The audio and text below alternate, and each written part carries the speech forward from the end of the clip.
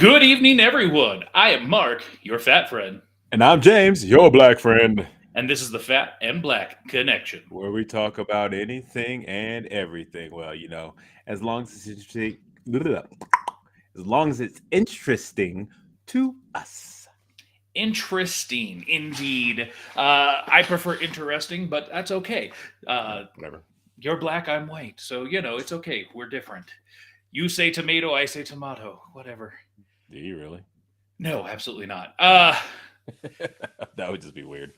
So before we get into anything, I want to make sure right up front we make sure that we announce that Spencer Stoner is here tonight. For sure. This is not him. Well, it is him, but it's not him live. Obviously, he's not just sitting there like this. Well, he might That'd be be actually. I can see him in my display over here, and he is actually doing that right now. So he will be on tonight. So Yes. if you came to see Spencer last week, uh, make sure to stick around. This is a live interactive broadcast, so you can send some hate messages to him Wow. for flaking on us. Oh, yeah, he had COVID, so I guess I could be a little bit more understanding. Wow. That's really weird that his picture is like in between, and it was a weird setup for his picture, but you could see it. I'm not sure I follow, but okay. It was like on my when I was looking at it, it didn't take up the screen. It was just in the our two boxes were still there, and the picture was like split between the two. Interesting. Yeah. So, James, tonight I'll be drinking some Hell or High watermelon. Nice. Oh, Yes. I In season. I miss it. I need to get some of those. 21st Amendment Brewery. Oh, too bad you're not here because I could have given you one. It's all good. But I'm actually right now. I have a Seagram's Escapes. This one is the classic lime margarita. So That sounds pretty boring. When you could be drinking this delicious 21st Amendment come hell or high watermelon. 4.9% alcohol by volume, wheat beer brewed with watermelons. It's that a is seasonal. That's a delicious beer. That's a delicious beer. But it feels like it's late. And actually, I did never realize. So this is actually more than a pint. It's 1 pint, so 16 ounces, right? But then it's a little bit more. It's actually got another 3.2 ounces. So it's 19.2 ounces. Interesting. Interesting size. Was that a 6-pack? No. It was individual, but I picked up two. Oh, okay. So another week's gone by, and we like to talk about interesting food and drinks here. And on the food front, there was an interesting, to me at least, post put up by Chick-fil-A. Again, it's splitting both of the screens right now. Showed up normal for me. No, I'm seeing our. I understand what you're saying. You're seeing. What I care about is what the audience is seeing. So if anybody's out there, this is a live interactive broadcast. Wherever you're watching, send us a message. How does the screen looks to you right now? Because to me, this looks the way I want it to. So I think, James, you're just special today. No, I mean, I'm seeing our banner with two screens still up there, but it's just like I'm not seeing the full thing. Okay, well, whatever. Hopefully somebody will shoot us a message and let us know what they're seeing, and hopefully it looks normal, because, yeah, otherwise I don't know. But anyways, this was posted by Chick-fil-A on Split Three Ways, Chick-fil-A on one side and U2 on the other. So it's the way I want it. Thank you. And with that, we have Tara checking in. Now it's fine. Who was just on episode a couple weeks ago. And we also have Pop Culture Kaboom checking in. See the two of you on the right and Chick-fil-A on the left? Yeah, that's... No, now I see it. Now it's fine. It wasn't fine just a second ago. I think you're special. That's all I can tell you. Well, I am fine, but... Yeah. And so, as Tara states, terrible, horrible design. This was an ad that popped up on my Facebook feed. I'm just rolling through, doing my normal swipey swipe thing. And this showed up, and it caught my eye right away, because what does that say, James? That says "Spick It Up." And we both have done West Side Story multiple times. Yeah, and that's acting, directing, and derogatory.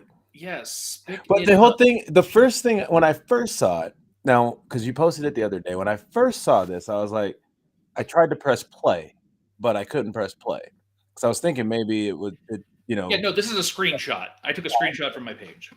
but I'm saying I thought it would spell out spicy or something like that. And It very well might. And I mean, I understand what they were trying to do is like with spice. I thought it was like gonna be like a between like spice and pick or something. And so I was just like, but at the same time, it's like, bro, no, no. Yeah. Chick-fil-A, we know you've had some history with some stuff. So Yeah, and just to be clear, why this is a deal is because if you don't know, spick is a derogatory term towards Hispanics and specifically mostly Puerto Ricans, going back to the 40s, 50s, and thus the reference to West Side Story. right. The word gets used multiple times, and so I saw this and it made me shake my head. Like, who is checking your stuff before you post it? Who told you this was okay? And like, this was an ad, so they're paying for this to be out there for people to see. So not only was it bad to have, they paid to have bad advertisement. Yeah. Oh Yeah. man. Yeah, that was something for sure. So James, have you done anything fun or exciting this last week? Not really. All I did was I had a bid for work today.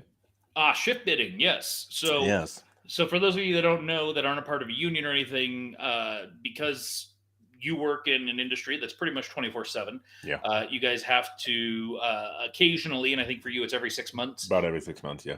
bid for what shift you want to work for the next 6 months.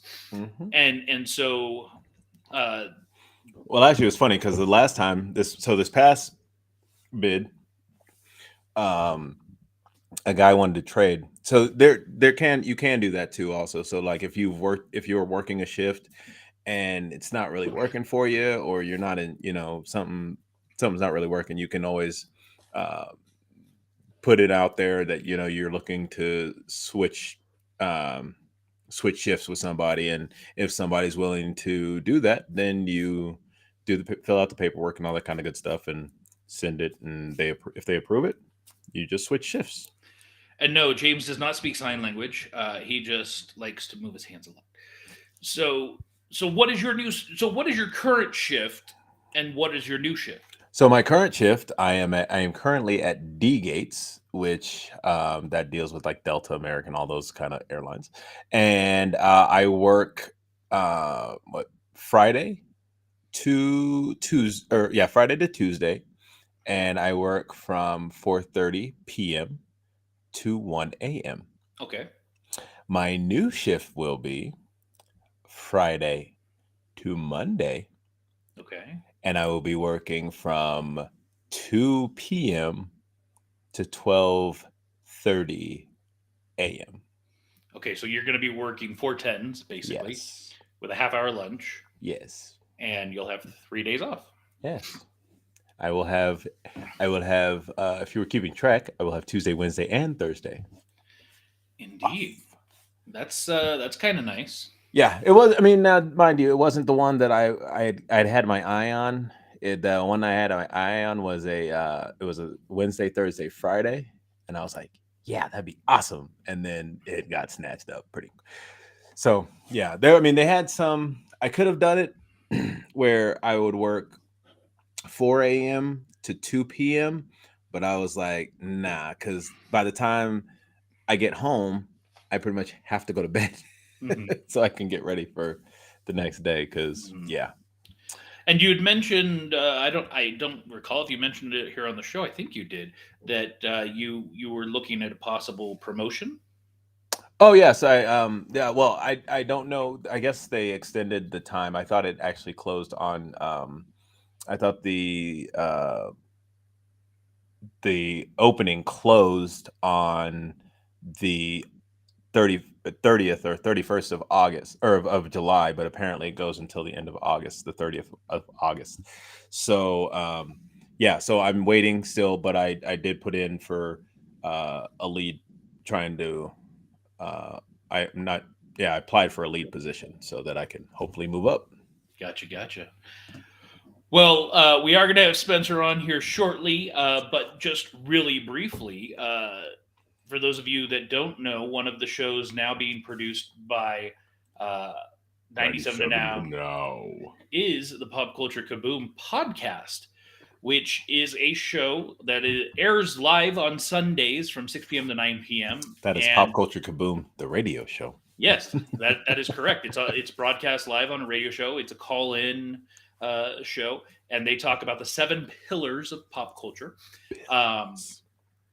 And it is now available as well, usually the next day in podcast format, which is nice because it is a 3-hour show. So, sitting through 3 hours is not for everyone. But this gives you the ability to, sit and take it in pieces. Chop it up. Whatever your commute might be, maybe it's 20 minutes here, 20 minutes there, but surely by the end of the week you can get through it. And, with it being on the radio, it's 3 hours because of commercial breaks, things of that nature. But in the podcast format, those are gone. So it really comes in at about 2 hours and 40 minutes. It's like how Raw is like a 3-hour show, but really only like an hour and a half. Well, no, it's not that dramatic. I know. Unless you're looking at the Hulu edition, then yes, it's about an hour and a half.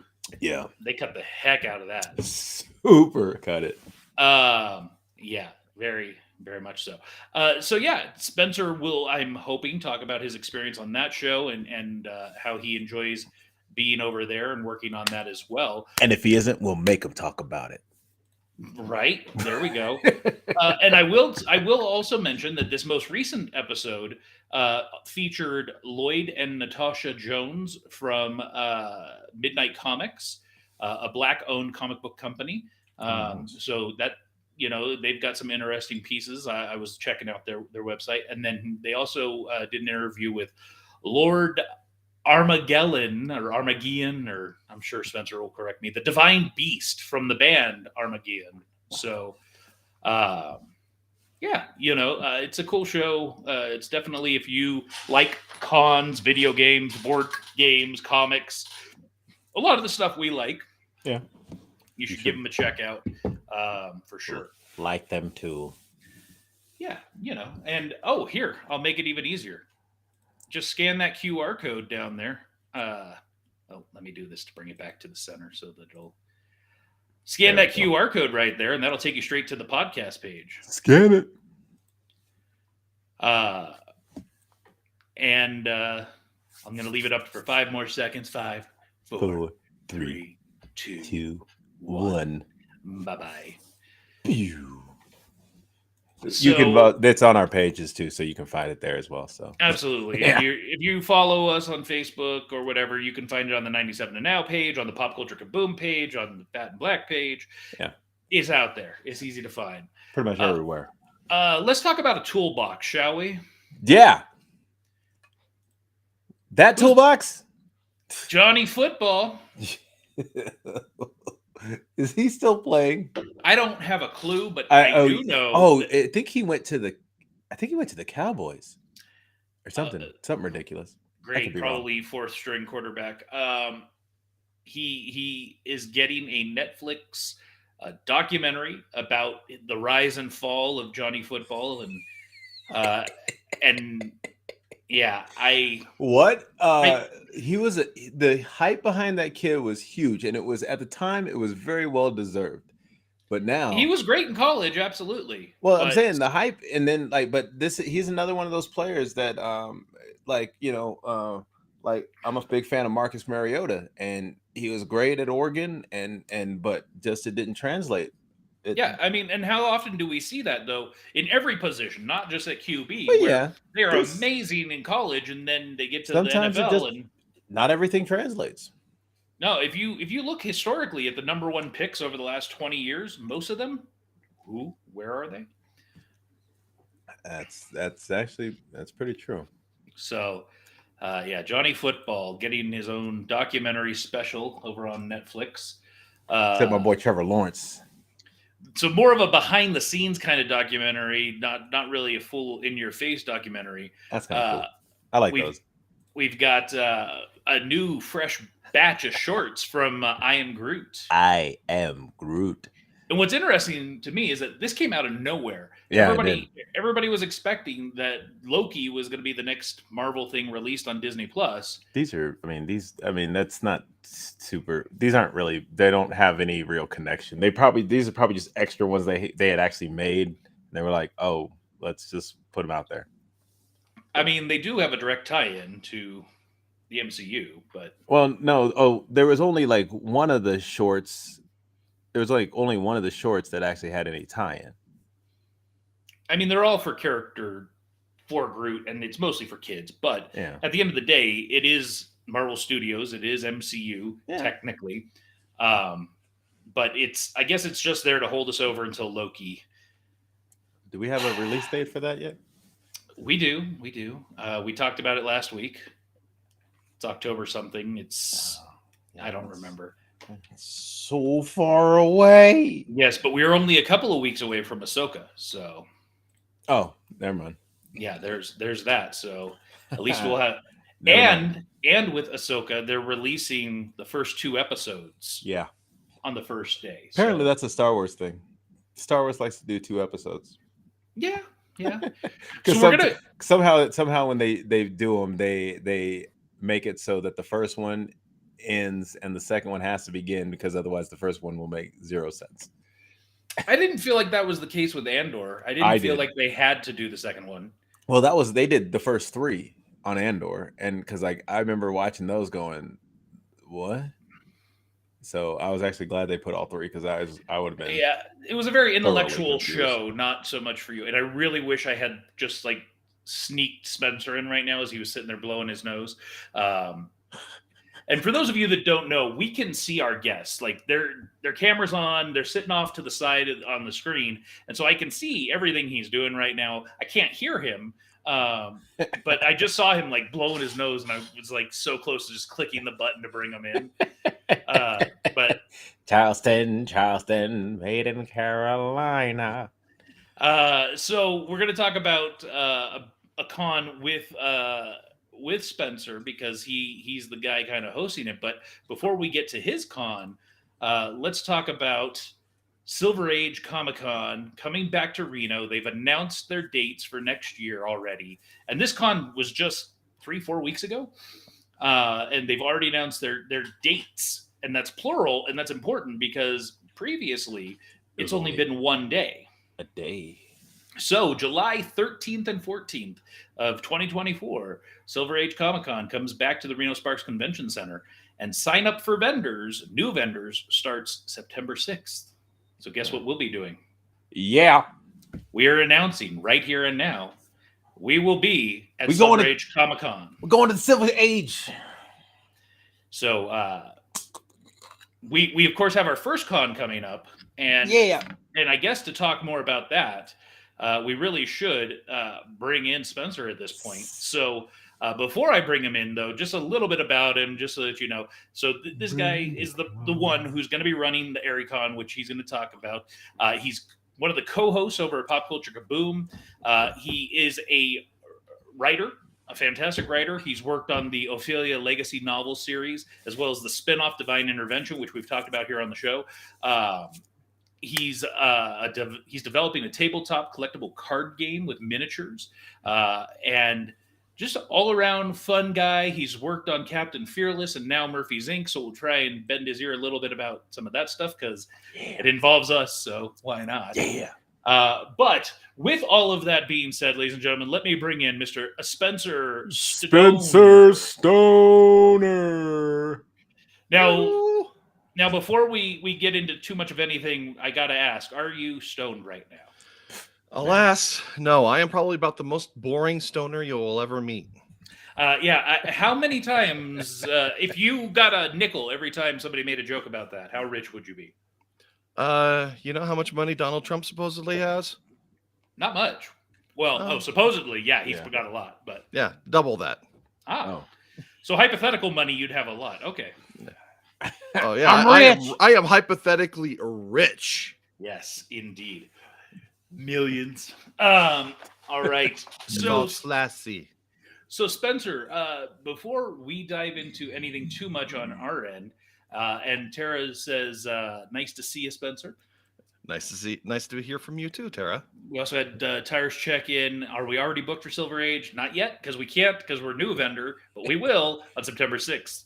But I will be because I am a return vendor. Yeah, And that is the September 6th is the day before my birthday. this is true. This is true.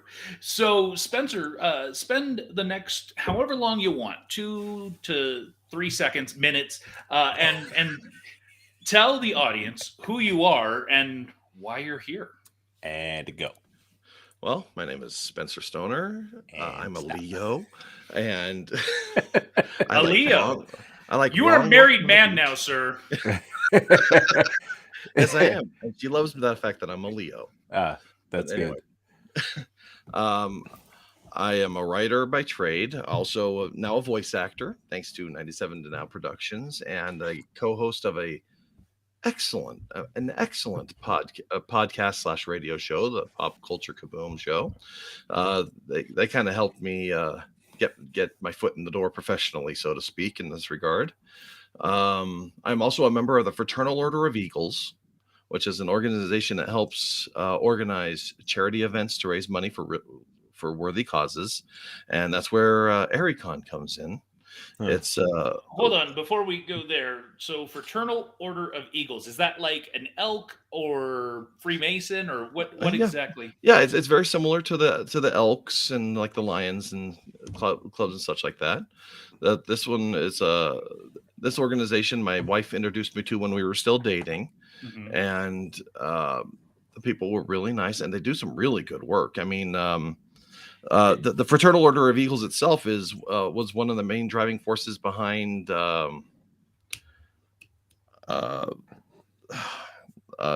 creating Labor Day and stuff, Oh. and making it a Mother's Day as a holiday in this country. Oh, see, I thought that was Hallmark.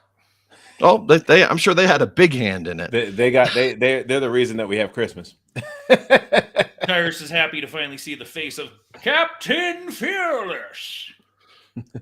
I do hope you aren't disappointed. That's crazy. So, okay, because gonna fly when up I there? heard the Fraternal Order of Eagles, For some reason, I was thinking Eagle Scout. that's exactly. Well, I what am an first- Eagle Scout, but that's a completely unrelated organization. Okay, I was wondering if there was any connection, like if it was mandatory, you must be an Eagle Scout, or so Yeah. there is no connection whatsoever. Like James could be an Eagle tomorrow, or Yeah, absolutely, and we would gladly sign you up. yes, you would help darken up their colors. So that would. I'm sure it's a bunch. I think you told me you are the youngest person in the group. Yeah, I'm going to be 45 the day before ARICON starts, and I happy am early birthday. Thank you, and I am one of the young bucks in my particular area, our local Sheesh. chapter. So I would be the youngest, darkest if I joined. Yeah, in our particular little section. Yeah. So how many members are there in your group? Well, in the local chapter, which we call Aries, we're in the over 50, but under 100, I believe. Okay. I can't remember this precise number, but it is a nationwide and into Canada and Mexico. Well, I know Canada for sure. I'm not sure if they're in Mexico yet. Oh, that's Okay. cool. And But So it's technically international. It is technically international. are and I there bu- like a bunch of hidden? And I know you probably can't go into detail if there are, but are there like the Masons where there's like all of these secret handshakes and things like that, or Oh, there are rituals and such, but it's mostly just because it's secret. Just because, why do you have to explain this stuff over and over and over again? When you join, you just have to explain it once to the person, and that way. Yeah. Yeah, Technically. so- Yeah. okay? Yeah, it's not like we sacrifice virgins or anything. Yeah, Not anymore. So what is an Airy? an area would be just like the local chapter, like or a area. lodge. But what does it mean? Well, an airy, AERIE, is an eagle's nest, like in a cliff face. Oh. Interesting. See, I had no Okay. idea. Yeah. We've talked about ARICON multiple times, but I've I have no idea. So no, that's good to know. And I noticed that on the imagery for ArieCon, there is it looks like it's in support of Solace Tree. Yep, that is the organization that we organize ArieCon to raise money for. And what can you tell us a little bit about Solace Oh, Tree? absolutely. Solace Tree is a great organization. They provide grief counseling for children, teens, and families.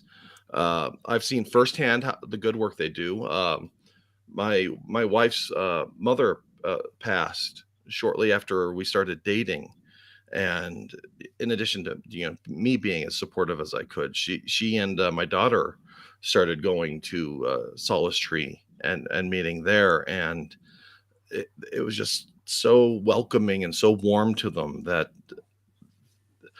I just felt that I wanted to kind of help support them in a way I could.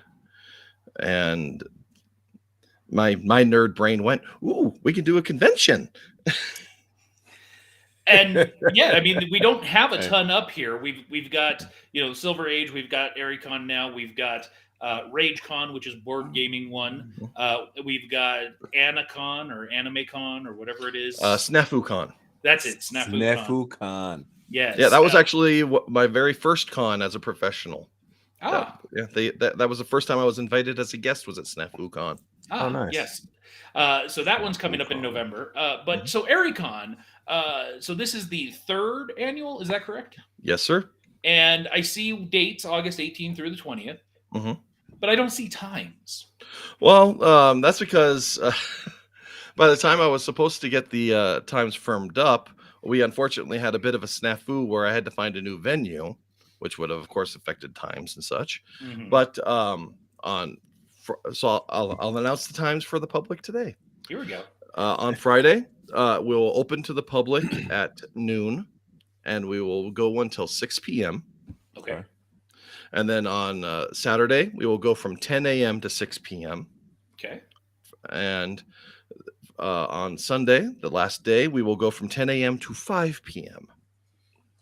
Very good. Very good. So that, and I see the address, 1300 Stardust Street, Reno, Nevada, 89503. Yeah, literally right off the Keystone exit off of I-80.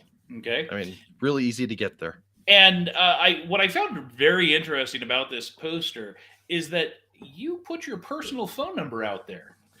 Yes, I did, because I really wanted to get as many people to help support Solace Tree as possible. I want people to be able to contact me. I am the sole person responsible for getting vendors and guests and everybody to come to the con.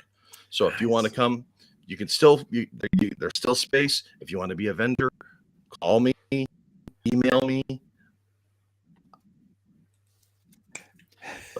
Just Okay, like that. so split. From a vendor standpoint, how is it looking? Well, the first year we did the convention out of the Eagle Hall, and that was just 3 years ago, and that's when all the smoke, all the forest fires. Oh man. Yeah, and the big reason I wanted to do a convention, in addition to being a nerd and wanting to support Solace Tree, is that with the world being shut down, I missed the cons, and I wanted to have conventions back. So I saw an opportunity, and the Eagles were very supportive of my cockamamie scheme, and we ended up bursting at the seams that first year with all the smoke and stuff. Nice. So it was very successful. We ended up raising, I think, $1,000 for Solace Tree that year, and it was just a really fun experience. And then the second year, we did it out of the Boys and Girls Club on across from Reno High, and that one, it wasn't as busy, but that's because we were kind of in a quiet neighborhood, and I'm still learning how to do advertising and everything. So I've taken the lessons from those first 2 years and putting them towards this year. Nice. So I'm expecting to have a pretty good crowd this year. Awesome. Okay. And so how many booths do you expect there's going to be? Oh, there's at least 2 dozen so far. And I'm like I said, still plenty of room for more. We're also going to have like WWCW wrestling Mm-hmm. Wild West Championship Wrestling is going to come there and do some exhibition matches. Nice. They are some great people. I met their recently retired champion Andrew Arch there, and we're still good friends to this day. He's even started a music career, and he's on Spotify. And Yeah, I'm they're excited the to meet man. those guys. James, I think I've talked about it here before, but there's a Bay Area wrestling group called BTW, Big Time Wrestling. Yeah. And back in the day, I used to be pretty involved with them. I've done ring announcing and managing, and James and I have both done some backyard wrestling in our day and stuff. I actually went through a wrestling training camp at one point. Brother Jones. And it was good times, and I always enjoy local wrestling and supporting it because a lot of these guys, they're never going to get to WWE or AEW now, but it's kind of how I think of where we are right now with 97 and Out Productions and the shows that we put together. We're that little local group that's putting on a show, Yeah. and we'd love to get to the big time, and we're gonna give our darndest to get there, but most of us won't make it. But Well, yeah, but it never hurts to support each other. I mean, Absolutely. even if you don't make it yourself, you could help somebody take that next step that'll work better for them. and that's And part of what we do here. That Yeah. one of the things, we don't have any specific details, but one of the things we can announce today as well is that 97 and Now has greenlit a new audio drama. Yeah. Yes, we will give more details as we get closer to completion. Later. Yeah, but another audio drama has been greenlit. That is, it's going to be interesting. It's going to be a fun one, I think. Yeah. So, another voice acting opportunity for you, Spencer, or the millions. Yeah, The I love crazy voice part acting. is It's a lot of fun. literally the craziest part is I just saw that this morning. I was like, oh, this is happening. Like I knew it was out there, but I didn't know. I was like, oh, this is for real now. Yeah, indeed. Speaking of for real and actual like professional and getting out there and doing things, Yeah. tell us a little bit about your Ophelia legacy stories. All right. Well, the Ophelia legacy is conveniently enough about a lady named Ophelia. She's a mercenary who started out as basically as a gift for an assassins group by a demon doctor who calls himself Dr. Afridi, and through some spellcraft and alchemy, he put some tattoos on her back that made it so not only was she controlled by this assassin group, she was also had the ability to do what I call blinking, where if somebody attacked her, she could teleport just out of reach of the attack. Oh, nice. Yeah. The problem is when she kind of decided she didn't want to be an assassin anymore, she had one of the tattoos carved out, so now the ability to blink isn't quite so reliable anymore. So it's on the fritz, that the one. Yeah, so it doesn't always work, but along the way she got her bastard sword named Havarti. He's a sentient sword who gets very insulted if you tell him he's named after cheese. I was going to say it's a good cheese. And then her best friend is Leon Yobumpy, the child of prophecy, who is a barbarian from the tribe of bunny warriors, the Yobumpy. Yobumpy. Yep, and fierce warriors they are indeed. I mean, you have to be if you're going to wear pastel pink fuzzy armor. No. And be taken seriously. Like you get, that's one of those things where you get laughed at, and then you go through and kill a couple people, and they're like, "Oh, they serious." Oh yeah, Leon. The first time she actually left the land of the long-toothed rabbit, she wears pastel blue armor, furry armor, because the saber-toothed rabbits that are gigantic in the land of the long-toothed rabbit, they. I think I could actually. Nice. Wow. Yeah, that's from the comic. Yeah, these things, like the pastel blue ones, they breathe lightning. Oh. because they are ambush predators. They actually burrow under the snow, then they pop up, zap what their prey, and then drag it back to their burrow. Nice. Yo, those rabbits are fierce, bro. Yeah, yeah. And Leon, she wears the fur from the one that she killed. In fact, her left arm is permanently scarred black from the fight with it. Nice. And the first fight she ever got into, she was being mocked for being not only being a woman, but also wearing the stupidest bikini armor, ever. But she ended up like killing the guy in just like one stroke with her spear. And after that, nobody made fun of her anymore. Sorry, anybody else got jokes? Anybody else got jokes? Not so much. Okay, cool. Yeah, but the first book of the series is actually in continuity. It's just kind of in the middle of because I wrote that book just to kind of prove that I had a book in me to write for NaNoWriMo, actually, National Novel Writing Month. All right. So I wrote that for National Novel Writing Month, and it's Ophelia and Leon's shenanigans trying to save a city of clerics from an evil undead wizard named Perret. And it does not take itself too seriously. I mean, come on, we have people in bunny armor and talking swords named after cheese. And all this. Now, I'm not going to say it's funny because I try to be humorous, but I am not a comedian. Right. That's where I leave it to the brilliant people who write like Captain Fearless. I was like, I have no problem with bygones, but that's not important right now. So I leave that to the professionals. So if like one of my characters can pull out a snide remark, they will. There you go. But they're also very good action and a lot of fun. The beginning of the story takes place in the third life of Ophelia. That's when you'll learn about how she got the tattoos, the rune tattoos down her back, and all that fun stuff. Nice. So it's a trilogy, or are there more? Oh, there will be more. I am working on the next one. It is going to be called Ophelia and the Rabbits of War. Nice. Yeah. Awesome. Gonna actually visit the land of the long-toothed rabbit in that one. Nice. So that's going to be a lot of fun. And then, of course, there's Divine Intervention, which is in the same universe, but it is its own. Yeah, it's kind of a spin-off. The third book of the series, Ophelia, Demons, and Money, has two interconnecting storylines that take place 20 years apart.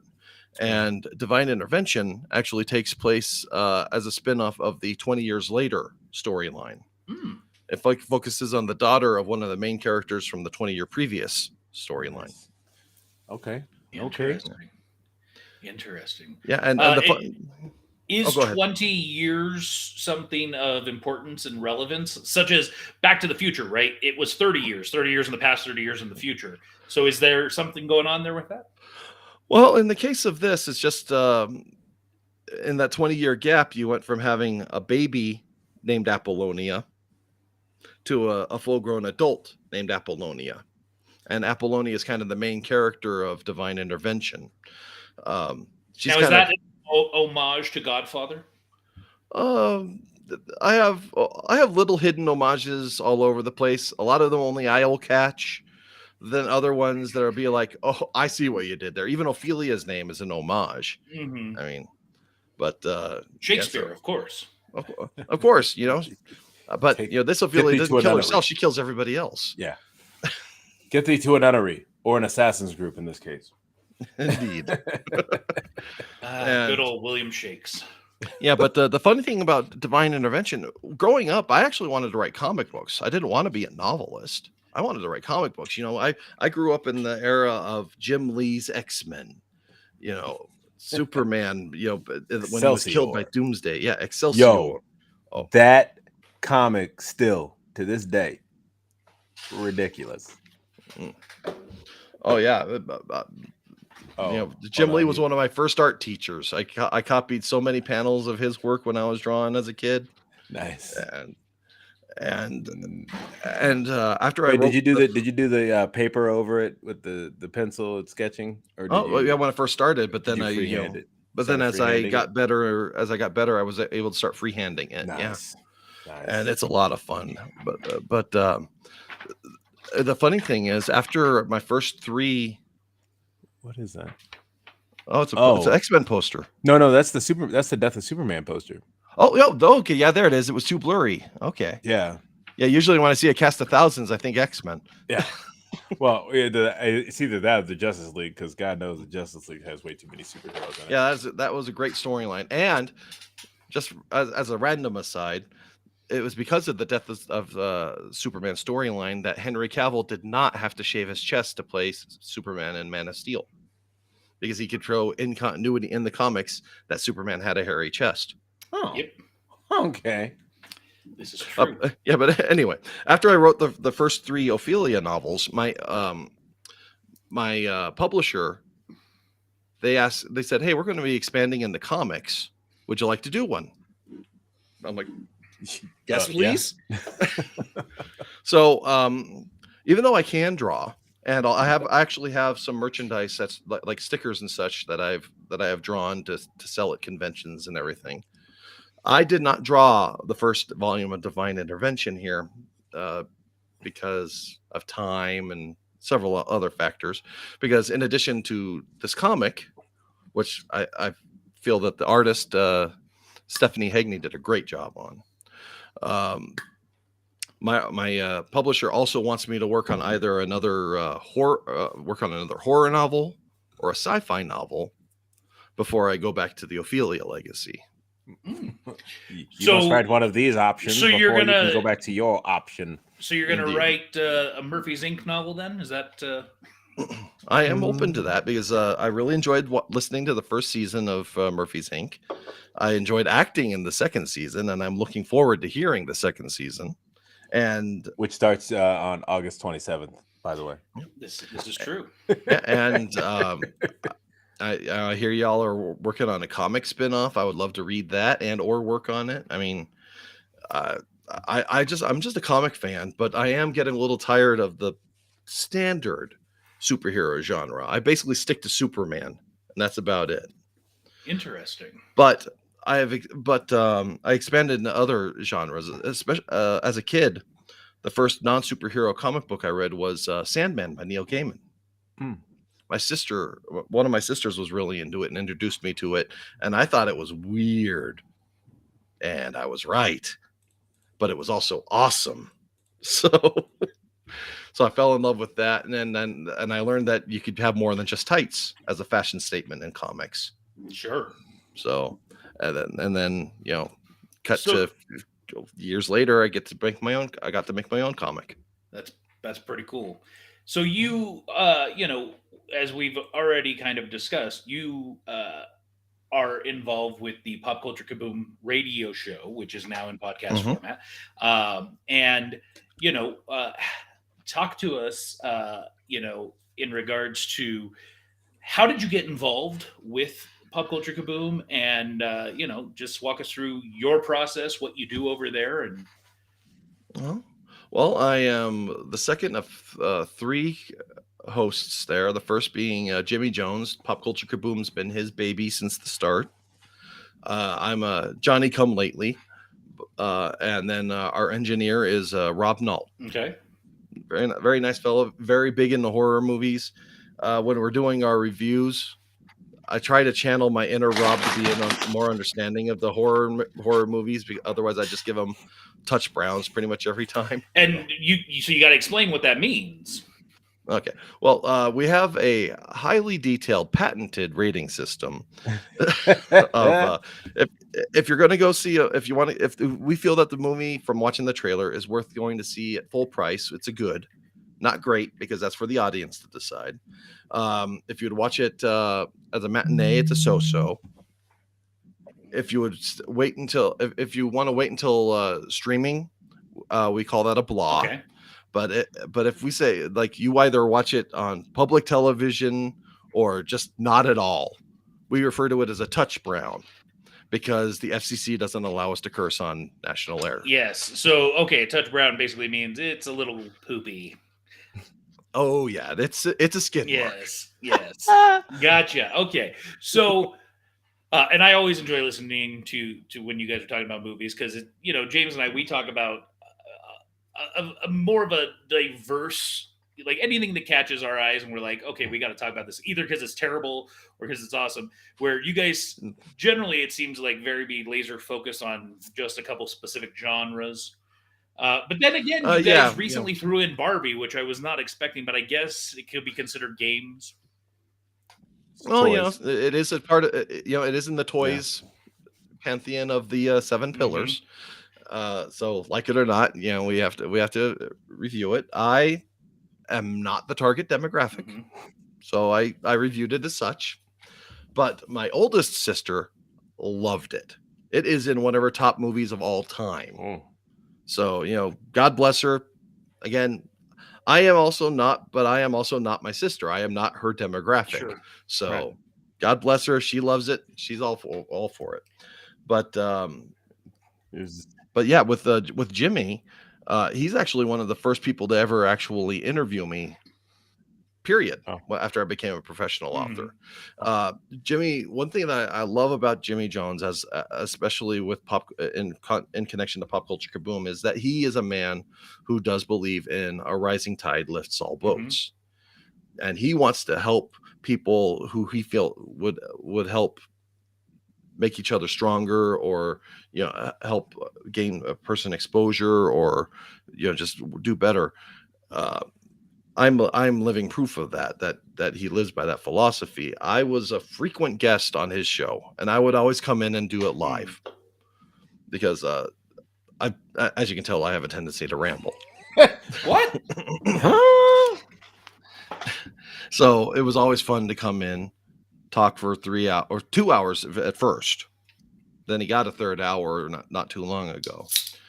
But then he was in search of, he needed a new engineer, and the person who was filling in as an engineer said, "Hey, you have a pretty decent voice for radio. Why don't you become a co-host?"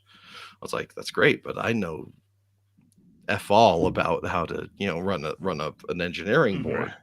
Well, thankfully, we that's when we found Rob Nault shortly after that. So, and now because of Rob and everything, I know how to run the boards a little bit. And so we can all, like, if one of us gets sick or something, we can fill in for the other. And we still try to connect people up to help each other out to make everybody better professionally. So when I'm producing the podcast format, 97 to Now, when they're producing the podcast format and they come across those areas where there's just dead air coming out of a break or into a break, you're the guy I get to blame? Rob, most of the time. I sometimes, most of the time, I forget to turn the music off. Yes, and Jimmy makes sure to give you a lot of crap about that too.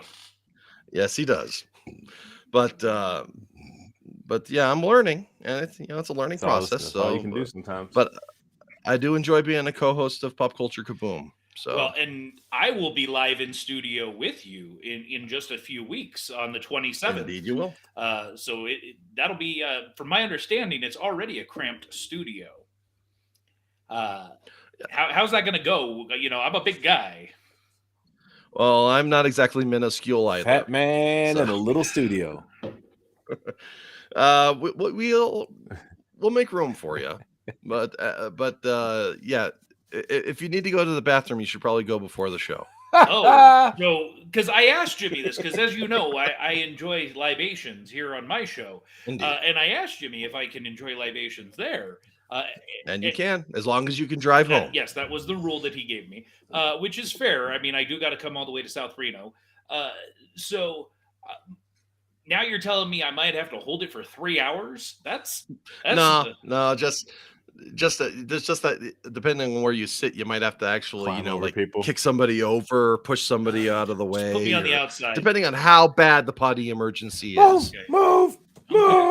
Potty emergency. Very good. So you mentioned voice acting, and your first role as in voice acting. Yeah. And I didn't know this at the time that I cast you. Captain Fearless and the Time Traveling Nazis of Doom you were Captain Fearless, and that was not a small role whatsoever. That was no. the lead. That was the big role. So talk to us about your experience there, and especially considering no background. Well, yeah, that was another one where Jimmy, you know, just said, "Hey, they're doing this radio drama thing. You want to give it a try?" It's like, yeah, I've never done it before. I'm not one to say no. When I can, I like to say yes. So when this opportunity was presented to me, I said, oh, "Okay, I'll give it I have a microphone. I've gotten a better one since Yeah. then." AT But, 2005 by Audio Technica. But so I just went in there. I wasn't expecting to get Captain Fearless. I was expecting to like maybe get the get his annoying boss or get one of the Nazis. So I had to use my annoying "Where are your papers?" voices, or something like that. Just someplace where I was probably going to use a silly voice or something. I wasn't expecting to get Captain Fearless. Yeah. Well, the interesting thing that I guess now in retrospect, so going into those auditions, I was concerned about finding a Captain Fearless because there had to be somebody that could give two takes. I didn't want to cast two actors, one as Captain Fearless and one as Joe Buckley, Bucky Mhm. Buckley. Buckley, I wanted yeah. to make sure it was the same actor, and I was concerned about being able to find that. And so there was actually a point where, before the auditions, that I had mentally kind of accepted that I just might have to do it myself, which I didn't want to do. I did as somebody who acts, directs, all that kind of stuff. I want to be able to provide opportunities to others as well when I can. And I really wanted to be the announcer on that one because to Yeah. me, And you did a great job as the announcer. thank you. And so when we got into the auditions, there was really only two people that even were like close that I was like, okay, I could maybe see this working. You being one of them, and so we brought you in, and the first round of recording that we did with you didn't go so well.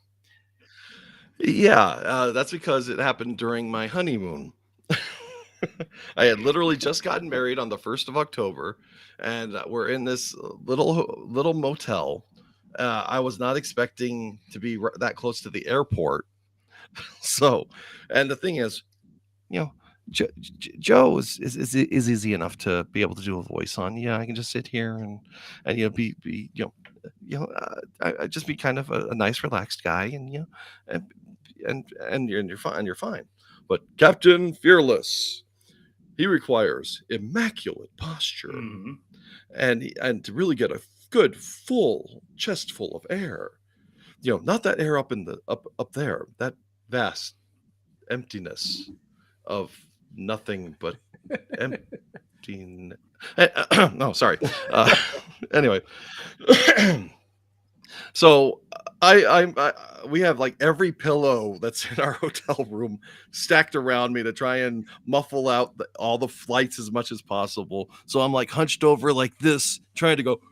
And Captain Fearless is, it just wasn't working.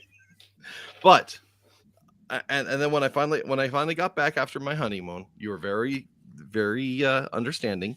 You were said, we weren't really happy with everything that we had there, so we'll give you one more chance, and if you can't Yeah. do it, we'll have to recast I've you. always felt that But- honesty is the best policy. I don't like to beat around the bush, and for you, I think it definitely brought out a different result. And to be fair, if I had known you were going to be on your honeymoon, I probably wouldn't have scheduled you then.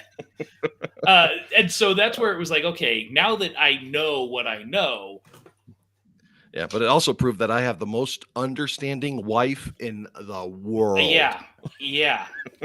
Because so my wife, we didn't even go on a honeymoon. We went on a trip like on our 1-year anniversary. But if I had tried to like do something like this, that's not a good sign. So that reminds me of what was his name? Ray. What's his last name? D'Ambrosio? What D'Ambrosio? I don't remember. But he did shows for us. He did a lot of shows with Stage One when we were still there. And man, that guy he did like one show and then that man took off and he was doing a ton of stuff. And we were trying to get him in one thing. And I ended up talking to his daughter and she was like, no, he can't do that because he's got a trip with my mom. And she was like, yeah, so he can't do it because otherwise he's going to be looking at scripts on vacations. So definitely very understanding.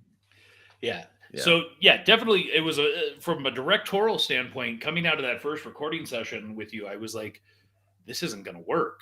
And so it was like, okay, at the time, one of the producers who was also working on the show, I met with him and I kind of said, okay, what do you think? And, if it hadn't been my final decision, you probably would have been out. But I was like, you know what? I have to be understanding. I have to try and put myself in the person's shoes, understand the situation, uh, give a little empathy, a little grace, if you will.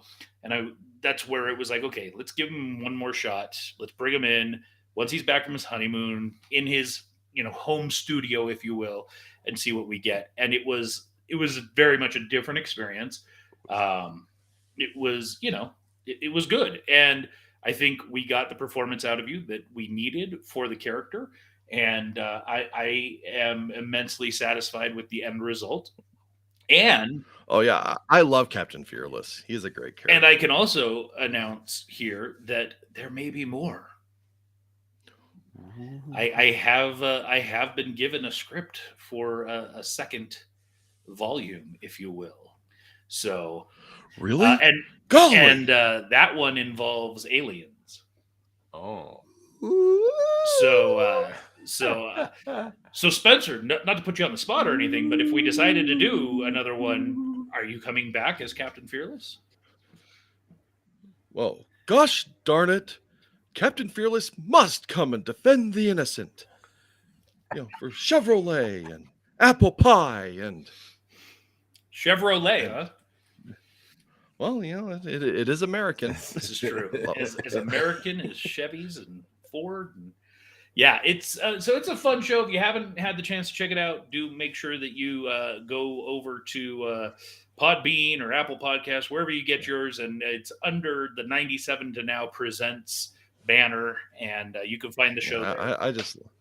I just love Captain Fearless. He is so dumb, but he is so pure of heart. He is so pure, but he is so stupid. Well, yeah, but that's one thing about being nigh invincible. It's kind of like the Tick. Where you can have all these people beating up on him, and he still thinks the best of you. Yeah. Oh, I had a great shirt that had or a great hat that had the Tick on the front with and it said spoon on the side. I love that hat. But yeah, he's just so sweet. He has a crook trying to get away, going, I can introduce you to Batman. Really? Batman? Well, golly, that'd be amazing. Yeah, but, and he actually believes him. That's why we have a parrot that can come and peck the people and keep Captain Fearless. You need your penny and brain to your Inspector Gadget. Well, and that was one of the difficult things with the show. It ended up coming in long. So after all of the recording, all the sound effects and everything was put in, the show ended up coming in at like an hour and 20 plus minutes. And in order for it to work for KNBC, it had to be at around 57. So I had to take a hatchet to a lot of the script, which was unfortunate. And, we will at some point have the unedited, or if you will, version. A director's cut. Exactly, which will have everything. But I was happy with the cuts, because as I'm sitting there working with the audio engineer, Joe Bly, amazing magician that he is, and I give him my first cuts, and I'm like, okay, let's take this stuff out. Here we go. What's it look like? And he comes back and he's like, okay, that got us down to an hour 5. And I was like, oh no. So now I go through it a second time, and I'm like, okay, take all this out. Where are we at? And he's like, okay, we're at 59 minutes. We can do it, but can we shave anything else? And I'm like, oh man. So I had to go through that script 3 times. Man, the last time you were going through with a scalpel, just being surgical. Pretty much at that point, that's where it was at. And so it did teach me to be more careful on when we are doing script writing, because if you want this to be able to be shared, to be used on radio stations or in other markets, you got to keep it to around that 50, no more than 56 minutes or so. On the other show, so you mentioned you were hoping maybe to get one of the German roles to use your German accent, and you did get an opportunity to do that. I did. Talk about your experience over on Murphy's Inc. season 2. Well, I actually play an actual historical figure. How much can I give away and not? So you are playing the historical figure Martin Bucer. Yeah, who was along with Martin Luther, one of the people who helped start the Lutheran Church and the Reformist movement. Mm-hmm.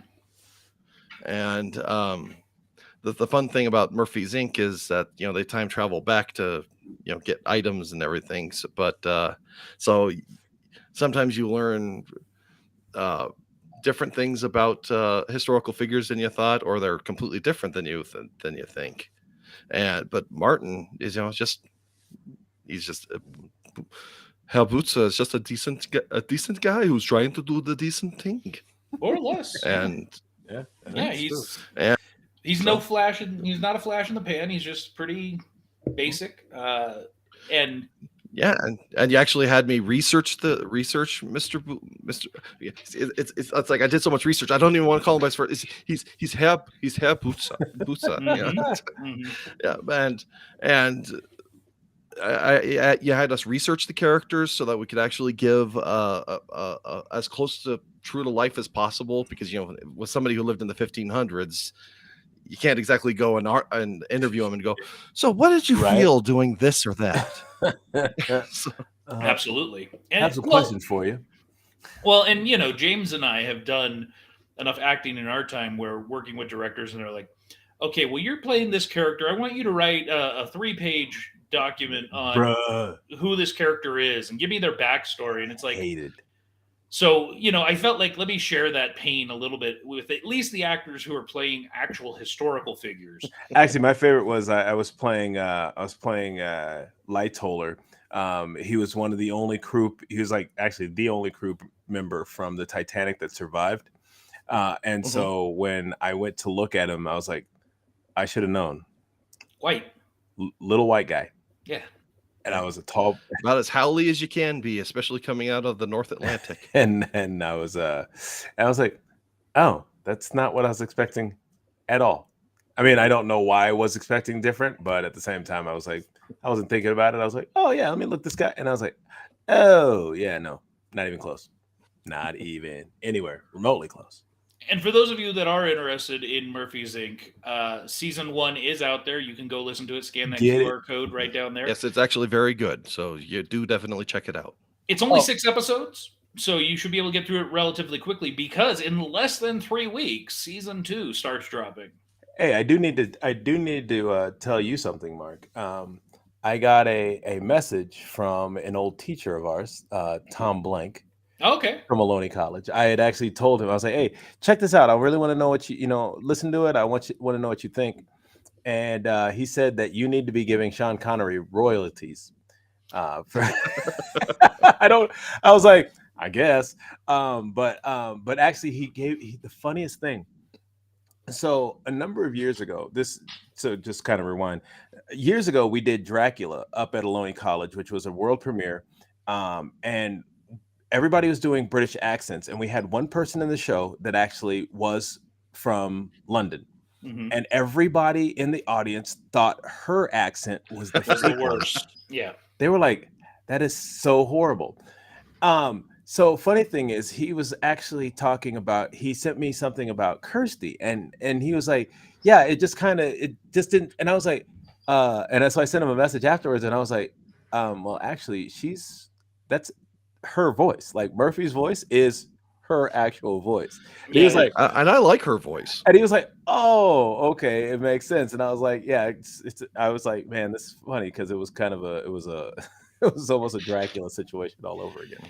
So all in all, your college professor gives you a stamp of approval? Yeah, he really enjoyed it. I told him season 2 is coming, and so he was excited for that. And the engineer sounded like Jimmy Stewart to me personally. Gleason? Yeah. So I was trying to. Gosh, I mean, So there was intentionally yeah. a little bit of that that I was trying to bring to it, as well as Bane from the Christopher Nolan. Okay, yeah, there you definitely need to give Sean Connery royalties from that one. The darkness. Yeah, if he didn't have the mask on to muffle everything, he would have definitely been Sean Connery. you So- think the darkness is an ally. Which is funny because in the comic books, he was basically Hispanic. a Mexican wrestler. Yeah, he was. Yes, yes, he he was. was. Yeah, So I cannot imagine why Christopher Nolan go, a Mexican wrestler sounds just like Sean Connery to me. With a ridiculous. Yeah, I don't get very it, but confusing. hey, you know, So yes, they all make choices. But I did want to say, since we were talking about Murphys, that yes, Tom Blank, who was, I love working with him. So, but he loved the show, and he was like, "Yes, I like what you guys are doing out there." Oh, we've got Mr. Matt Murray checking in. Matt Murray. Looking forward to season 2. Hey, when does school start for you, Matt? Are you guys starting He in already August? started. Are you guys starting in August too, or is that a Most kids had their first day of school like this last today? week. No, Yeah. like or no, I'm sorry, not today, but Monday was the first day out here. Yeah, Monday out here is where my daughter starts Monday. Yeah. Oh, he said today. Yeah. So, Wowzers. yeah. Crazy. Hey, Matt, here's just something else for you. We are not above. If you can give extra credit to your students for listening to the show, yeah, we're all about making A little getting the kids bribery, it goes a long way. So I'm saying. If I found out that my kid's teacher was trying to do that, I don't know how I'd feel about that. Well, it depends. Is the show good? That's what I'm saying. Like, I think so. hey, listen Well, with then your if the show's hey, good, I'd understand. listen with your Okay, family. it's more like, okay, if Matt, are you a history teacher? If so, I would He say teaches yes. math. He teaches math. See, so how is math? Like, that's where it's like I have a hard time with trying to peddle it in that regard. If he was a history teacher, then No, yeah, I'm just saying, that makes sense to me. Why not? Just hey, listen, hey, check this show out and help support some buddies, and I can give you a couple points. Yeah, Matt, Nothing crazy. give us some mathematical equations that we can throw into the show for Hey, how the energy converted into time travel works. I like that. Well, it's like, well, gosh, Sally. I mean, the machine must have been made in Bedford Falls. Hello, bank. Hello, savings and loan. Merry Christmas. Oh, Sally, did you hear the bell ringing? You know what that means? Every time a bell rings, an angel gets his wings. And then I have to shoot them off because Shut I'm up. Sean Connery. That movie is just so. I mean, it aged well because it's still a classic, but man, it's Yeah, the funny thing is, box office wise, it was a failure. Oh yeah, I think it was. When they started initially. broadcasting it on Christmas, it Yeah. actually it was considered a big flop until then. Mhm. Until it started broadcasting. One of the first movies or television to display the concept of suicide, what? Oh, because he was going to yeah, jump off the bridge, right? He Yeah. he was offing himself, man. Hey, let's talk for a second before you do that. Yeah, that's basically what Clarence was doing. Clarence, I hope you got your wings. Good job, boy. Oh, Clarence. Now I'm going to go stare out my rear window. The next picture. Yeah, I love voice acting. I love doing characters, though. Yeah. I love acting in general. As James can attest, I love to do the character parts. I'm not the guy that wants to be on stage in the lead love role or some garbage like that. That's so Yeah, you've wanted to do that, but you didn't get it. when did I want to do that? I don't know. I'm sure there's at some point. I don't know. I'm not sure. Maybe. I don't know. Now I'm trying to think if there was ever a Well, point. everybody wants to be the leading man at least once. Yeah. Like I Keanu Reeves, he wanted to be the big action guy. That's why he took Speed. He took and- Speed. Yeah, well, yeah, the movie Speed. He took, he read. The script. okay. I wasn't. But apparently he didn't want to do the sequel. No, and he didn't do a lot of action movies until The Matrix. After that, Yeah. Mr. Crosby's still around, Matt? Sheesh. When I had Mr. Crosby, he was doing economics back then. But Economics. man, guy's been teaching for 20 plus years because I had him over 20 years ago. now did he sound like Ben Stein? It's like Bueller, No. Bueller. No, We didn't have any of those teachers. No, he was also That's good. water Did- polo coach. if I Yeah, remember he did correctly. water polo. Yeah, he did. He was doing sports and everything. Yeah. And he's still around. That's crazy because I know was it coach the basketball coach 30 years as a teacher. Wow. He rolled out a number of years ago. So man, still So kicking. Spencer, what else do you have going on? What's next for you? Well, let's see. We know Ericon. We know you got a book that you're in the process of writing. We know that you might do another book. That's it. We know that you obviously you're going to be on Pop Culture Kaboom this Sunday and every other Sunday. What else? Is there anything else? You are a busy man. Well, I try to keep busy because otherwise I get into way too much trouble, and trouble is very expensive. Idle hands are the work of the devil. Yeah. So let's see. I wrote an adaptation of A Christmas Carol for an audio drama. Okay. So that should be coming out this Christmas. It's called, conveniently enough, A Christmas Carol, but with an E because it's main character, because the character's named Carol. Okay. And I actually play because I have the ego the size of if not Uh-oh. Texas, at least New Hampshire part, but not the lead part, since I'm not female, so I can't really pass for Carol. I took the part of the Ghost of So you've Christmas got a female Present. Scrooge. Okay. Yeah, so I took the part of the Okay. Ghost of Christmas Present, which I wrote as a telemarketer you can't hang up on. So you took the part, so you didn't even allow it to be auditioned for. You were like, I'm doing this. I am doing this because I am the raging thespian who needs to be a telemarketer. No, I mean, by all means, I don't hate on that. Like I mentioned, I wanted to be the announcer for Mhm. Captain Fearless, but I was open to having someone else if I found someone else. And then, yeah. Oh, go ahead. I'm sorry. Yeah. So similarly with like Murphy's Inc., I auditioned for Gleason. I did not cast myself in that part. I auditioned, and the rest of the production team chose me. So Well, that's because you don't have an ego the size of New Hampshire. this is true. It is Well, a that's very 'cause we small also state. we also weren't like producing the show yet that way either. So I was. never mind. Yes, I was producing the show from day 2. I was not on that day 1-ish, but I was day 2. Oh. All right. Yeah, but I just really wanted to do that part just because I wanted the chance to just be really have a lot of fun and be obnoxious, and that way I don't have to tolerate anybody else being obnoxious. I just have to tolerate me.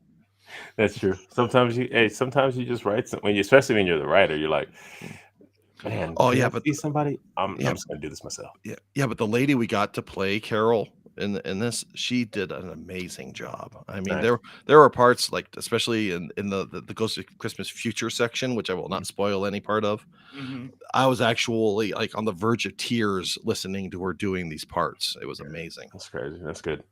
Yeah, and then I'm also so that should be coming out this holiday season.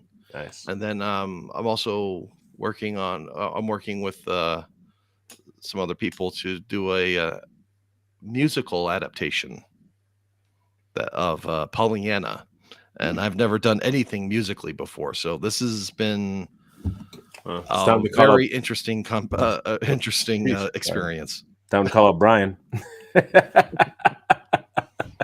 Yes, we have our go-to musical guy, and we likely will do a musical episode of Murphy's at some point in the future, and he's already kind of working on that. Well, if you need somebody to sing a Weird Al type song, I'm all there. Only if it's a polka. Darn right, it's got to be a Do. yeah, rock the cradle of love. Rock Mhm. About the cradle of love, don't rock easy. It's true. Don't rock easy. It's true. And why is it when you're singing polka, you always are doing the accordion, even if you're not, not playing it or anything? I mean, Because that's what's there. Bum, bum, bum, bum, bum, bum, bum, bum, bum, bum, bum, bum, bum, bum, bum. It's just the expected motion, I think. Yeah. indeed. Anything else fun, exciting? Anything coming up in your personal life that you want to share with the millions and millions of listeners around? Well, the world? my first year anniversary as husband and wife with my beautiful, amazing, wonderful, very, very understanding, uh, amazing wife Sarah Stoner is going to be on October 1st this year. So very near future. So very near future. Are we going to be able to meet her? Is she going to come to the con? Oh yeah, she'll be there. Sweet, She's so- I'm this year I'm the president of the local area, and she is the junior worthy past president because she was president of the local area last year. Oh, nice. Oh wait, this group lets women in. I'm not interested. Yeah, very Progressive, I guess. well, yeah, but there's the area and then there's the auxiliary. We allow women in the area if there's not an auxiliary in the local chapter. Got it. I don't So if there's an know. auxiliary, they can join that. Because we're a smaller area, so Ah. but in the bigger areas like down in Vegas, they actually do have an area and an auxiliary. So the males and females have separate. Okay, so you separate told us groups. what an area is. What's an auxiliary? An auxiliary is the women's side of the area. So they make they're the eagle's nest in the trees. Just kidding. Essentially, yeah. But they have a completely different group of charities and stuff that they raise money for. Oh, nice. That's separate. Okay. Men raise money for, but The Aries still believe in segregation, is what you're telling me. well, they it's voluntary segregation because you can have women in the area. If you want to be in the auxiliary, you can be. If you want to be in the area, you can be. So you could be in either if you wanted to be. Yes. Oh, okay. Very progressive group. So Yeah. In fact, our state president was a woman. Has been a woman for the last couple of years, actually. Oh, not only do you let them in, but you let them be in leadership. wow. Oh yeah. We let them. Yes. Yeah. They need our permission. We're on the verge. We're on the verge Yeah. of getting canceled right now. Who's gonna cancel us? I don't know. Somebody. Oh man. Yeah, but Fair enough. Well, James, do you got anything fun, exciting, interesting going on in the near future? Not really. Yes, But you yeah. do. What is happening next week? Oh yeah, you're coming here. We're going to Yeah. a basketball game. That's right. I oh, fly who's in. playing? We're It's going to the- see women's basketball. Yeah. That's right. We support we're going to women's the basketball. WNBA. The Aces are they are facing the New York Liberty. Okay. Yeah. So, I've heard of the Liberty. Yeah, the Las Vegas Aces are they Oh, won the WNBA championship last year. So Oh, nice. they Okay. trying to go back to back because they still Yeah. number one in the league. Nice. I'm flying in Thursday morning. Yep. And we are going to the game Thursday evening. Yep. And then we're driving straight up here overnight into Friday morning to go pretty much straight to the ArieCon set up. Nice. Yep. And that's going to be a heck of a day. Yeah. Yep. It sounds like it. And I'm looking forward to seeing y'all at ArieCon because In person. Yeah, in person because this is going to be fun. I am expecting my triple wide, triple deep booth because we've got a lot of fun stuff coming. Oh yeah. We've got as we mentioned here on the show, we've got Lawrence and Diego Iriarte who from the Lumpia with a Vengeance comic series, and they're going to be doing commissions on the spot as well as selling a lot of their wares. Do we got anybody else coming, James? We might. I know at least we will have some items from a wonderful artist who I actually used to work with years ago, Michael Leone. Check him out at the Cloned Ones on Instagram. Mm-hmm. He's the one who made our original Fat and Black logo.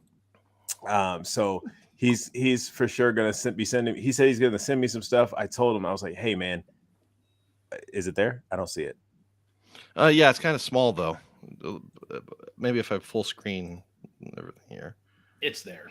Okay, anyway, no, but I told him, I was like, hey man, if you can, at least come on up for a day, two, whatever, how whatever you can do, man, it'd be awesome to see you. So, And we will have many of the voice actors from Murphy's Inc. coming through. Oh, really? that'd be cool to meet some of them in the flesh because I really liked the first season and I like the dynamics of a lot of the characters have.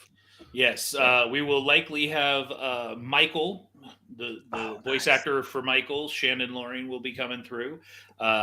Daphne, Jenny Helton, my wife, she has no choice. She'll be coming through. We will have likely Anita Kelly, the voice of Sylvia, coming through. Nice. Oh, very cool. Michelle Calhoun, the announcer. And potentially some others. So nice. I mean, yeah. you'll have Gleason there. You'll have intern 2 there. So That's true. Gleason and the intern too will be there. So we'll be there. So yeah, that's one thing I totally forgot to mention this entire conversation. I'm still looking for an artist for the second Divine Intervention. Tentatively titled Unholy Beasts at this point. It's all written, but I've gone through 3 artists who have flaked out on me. So are you looking for the same kind of art style as from the first actually one, I'm open to any kind of art styles. Just well, then I would suggest that you find some time to meet with Lawrence and his son at ArieCon, who will be at our booth all 3 days. So there's going to be plenty of time.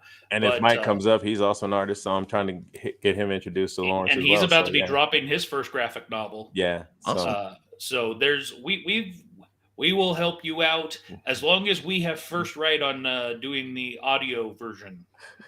Absolutely, as long as let me try that again in English. Yeah.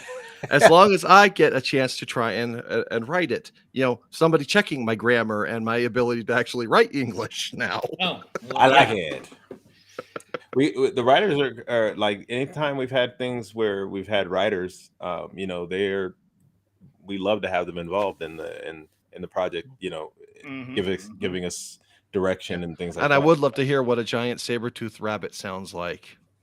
I would love to see what Joe could come up with that. Yeah, that would be a fun sound effect. Yeah, it would. I think. Just out of curiosity, how many pages is like the first graphic novel? It's about 60 pages with some behind-the-scenes stuff at the end. Okay, that's nothing. Yeah, the second one is actually the second one script clocks in at 100 pages, so it's actually expanded a bit. Dang, we might have to split that up into a couple episodes. You might have to, and it was written as typically originally in 4 parts. Oh, okay. So I could separate it into episodes if I wanted to. We'll talk about it. Yes, much bigger, more explosions. Oh, bigger, faster, longer, indeed. Yes, bigger, longer, uncut. Yes, not circumcised. Come on. Wow. All right. Well, I was referring to editing, but Wow. All right, it's time to shut it down. Thank you, everyone. Hope you enjoyed Mr. Spencer Stoner. Hope you enjoyed the show. If not, we don't care. We will be back. I care a little. Well, ego, remember? Yeah, that's true. New Hampshire, size of Texas, size of Montana, or something. Alaska. Well, we hope you enjoyed, and we hope you have a great week. And next week will probably be a little bit of a brief show because I'm going to need to get some sleep before my flight down to Vegas and everything. And then we've got a long weekend at ArieCon. So if you can, make your way up to Northern Nevada, to the Reno area. Come to ArieCon. Meet us all in person. Come see us. We will it's all right be off there. I-80, so you don't have to try to finagle down back streets or anything. Yeah, you can if you are in New York right now, all you got to do is hop on I-80 and head west. Right. You'll get there. You can make it in time. It's only like a 5-day drive if you left, so you've got plenty of time. Only. Or you can just jump on a flight. Yeah, I guess. Well, sure, if you wanted to be boring and efficient. I mean, you are talking to James, so he is. I like to be efficient, but and boring. Yeah, sometimes. All right, y'all. Have a great night, and we'll see you real soon. All right. Awesome. And as Jimmy would say, peace.